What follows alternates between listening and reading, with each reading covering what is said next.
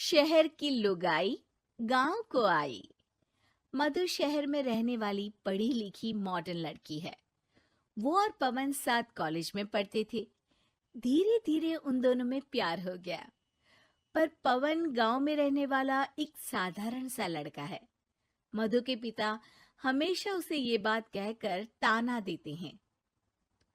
तुम वहां गांव में कैसे एडजस्ट करोगी? शादी करके तुम गांव तो चली जाओगी, पर अपनी सारी मॉडर्न सोच और चीजें यहाँ शहर में ही रख कर जाना। ये सुनकर मधु को बहुत गुस्सा आता है। तो क्या हुआ अगर वो लोग गांव के हैं? मैं वहां जाकर उस घर को बिल्कुल शहर की तरह बना दूंगी। शाम होते ही मधु पवन को वीडियो कॉल करती है। अच्छा हुआ तुमने वीडियो कॉल कर लिया। हाँ, मैं तुम्हें आज अपनी माँ से मिलाता हूँ। अरे बिट्टू, क्या कर रहा है?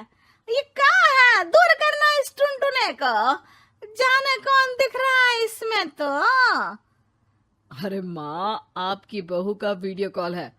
आप इसमें अपनी बहू से आमने सामने बात कर सकती हैं। नमस्ते माँ जी, कैसी हैं आप? अरे जका, ये बहू ने अपने कानों में क्या लगाया है? जका से झुमके हैं। झुमके नहीं माँ जी, इन्हें ईयरफोन्स कहते हैं। इससे सामने वाले की आवाज और अच्छे से आती है। मैं आपको भी ला कर दूंगी। अरे नहीं नहीं, हमें नहीं ना चाहिए। हमारा कान बिल्कुल ठीक है। हाँ।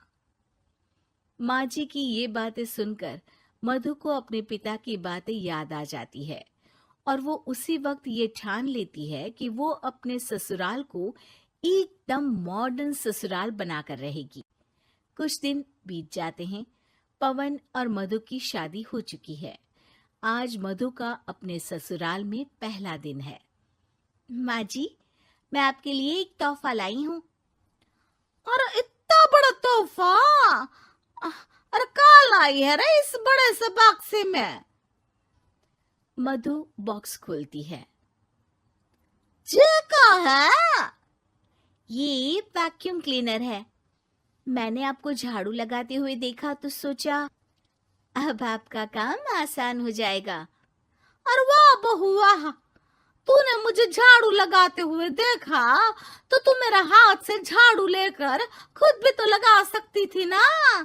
पर नहीं, तूने तो जे मशीन लाकर मेरे हाथ में दे दी कि यह काम हमेशा मैं ही करूं। ये आजकल की शहरी छोरियां बिल्कुल नहीं बदलेगी।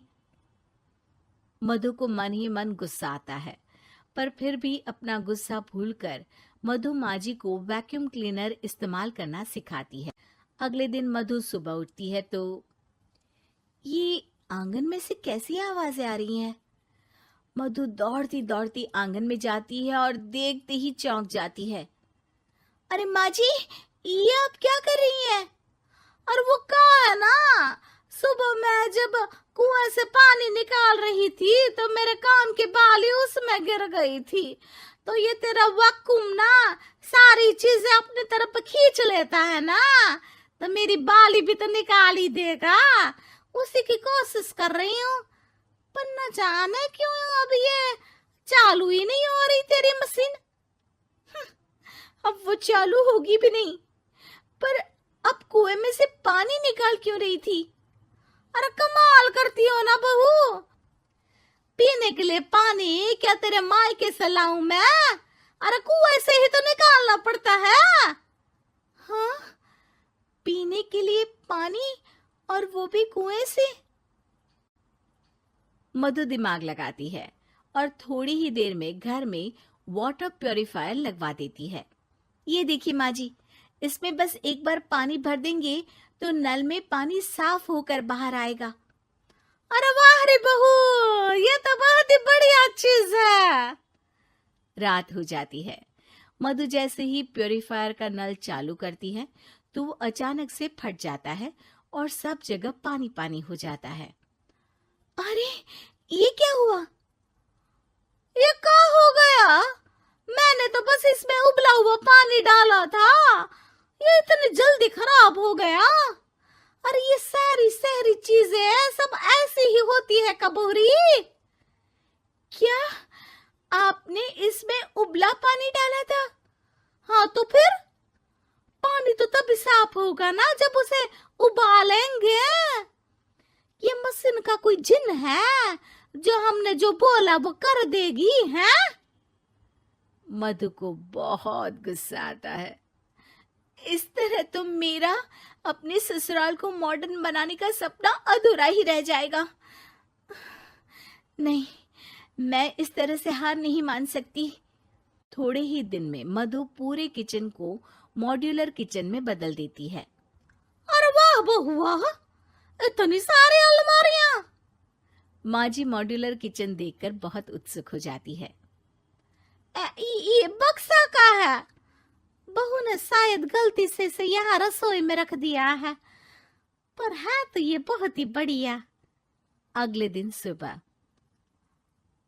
अरे मायरी क्या हो गया? मैं तो बर्बाद हो गई। मेरी सारी पूंजी जलकर राख हो गई। हे राम, अब मैं क्या करूं? माँ जी की रोने की आवाज सुनकर मधु दौड़ी दौड़ी किचन में आती है और इतना धुआं देखकर घबरा जाती है। ये सब कैसे हुआ माँ जी? ये आग कैसे लगी? ये सब तेरा इस मॉड्यूलर किचन की वजह से हुआ है, और ऊपर से तूने तिजोरी जो रसोई में रख दी थी, मैंने जैसे ही अपने गहने और पैसे इसमें रखे और बाहर से इस ताले को घुमाया, ये तो 5 मिनट में ही आग बबूला होकर फट गया। अरे माँ जी, ये तिजोरी नहीं है, ये तो माइक्रोवेव है। इसमें गहने नहीं रखते, खाना गर्म करने के लिए होता है ये। और ये जो आपने घुमाया ना, ये ताला नहीं है, आपने इसके टेम्परेचर को फुल कर दिया, इसलिए ये फट गया। माँ जी और जोर जोर से रोने लगती है।